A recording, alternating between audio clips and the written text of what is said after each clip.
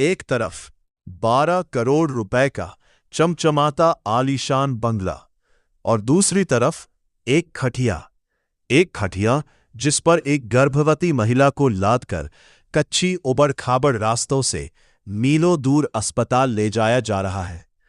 यह सुनकर अजीब लगता है, जैसे दो अलग अलग दुनिया की कहानी हो या फिर दो अलग अलग देशों की। लेकिन कड़वा सच यह है, ये दोनों तस्वीरें एक ही राज्य की है। एक ऐसा राज्य जहां देश के 40% खनिज संसाधन मौजूद है, 29% कोयला यहीं से आता है और 58 तरह के कीमती खनिज जमीन के नीचे दबे हैं। लेकिन इतनी दौलत के बावजूद जब बात आती है आम लोगों के जीवन की, तो ये राज्य सबसे पीछे नजर आता है। सवाल उठता है, इतने बड़े खजाने पर बैठे लोग आज भी बुनियादी सुविधाओं के लिए क्यों तरस रहे हैं? हाल ही में आई एक रिपोर्ट इस सवाल का जवाब देती है, और ये जवाब सीधे सिस्टम पर सवाल उठाता है। ये किसी पार्टी के पक्ष या विपक्ष की बात नहीं है, ये सिर्फ आंकड़ों का विश्लेषण है। और ये एक क्लासिक केस है संसाधनों के गलत उपयोग का, जहां एक तरफ विधायकों के लिए 4 से 5 करोड़ के बंगले और मंत्रियों के लिए 10 से 12 करोड़ के घर बन रहे हैं, वहीं दूसरी तरफ लोगों को इलाज के लिए खटिया का सहारा लेना पड़ रहा है। इन बंगलों में सिर्फ घर नहीं, गार्डन, क्लब हाउस, ऑडिटोरियम और यहां तक कि शॉपिंग सेंटर तक बनाए जा रहे हैं।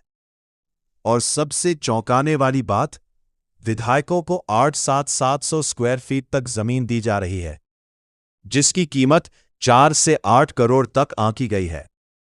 यहां तक कि मुख्यमंत्री आवास के रेनोवेशन पर लगभग 100 करोड़ रुपए खर्च किए जा रहे हैं। इसे क्या कहेंगे, जरूरत या विलासिता? जब 20 लोगों की जरूरत के लिए 200 लोगों का ढांचा बनाया जाए, तो वो जरूरत नहीं, दिखावा होता है। इसे ही कहते हैं ईगो इंफ्रास्ट्रक्चर, जहां इमारतें जरूरत से नहीं बल्कि ताकत दिखाने के लिए बनती है। लेकिन अब एक अलग नजरिया, क्या नेताओं को रहने और काम करने के लिए सुविधाजनक जगह नहीं चाहिए? बिल्कुल चाहिए, लेकिन सवाल है कितनी? मध्य प्रदेश में 100 से ज्यादा विधायकों के लिए पूरा आवास परिसर सिर्फ 10 करोड़ में बन गया, यानी प्रति आवास लगभग 1.5 से 2 करोड़।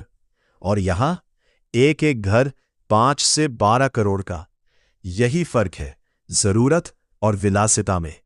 अब सोचिए, अगर यही 1200 करोड़ रुपए सही जगह खर्च होते तो 6 लाख छात्रों को 3 साल तक स्कॉलरशिप मिल सकती थी, या फिर 1,64,000 गरीब परिवारों को पक्का घर मिल सकता था।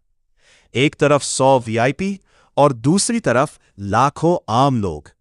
यही है असली समस्या, प्राथमिकताओं का असंतुलन। जब फैसले लेने वाले लोग खुद सरकारी अस्पतालों और स्कूलों का उपयोग नहीं करते, तो उनकी हालत कभी नहीं सुधरती। और तब एक खटिया और एक बंगले के बीच का फर्क और भी बड़ा हो जाता है।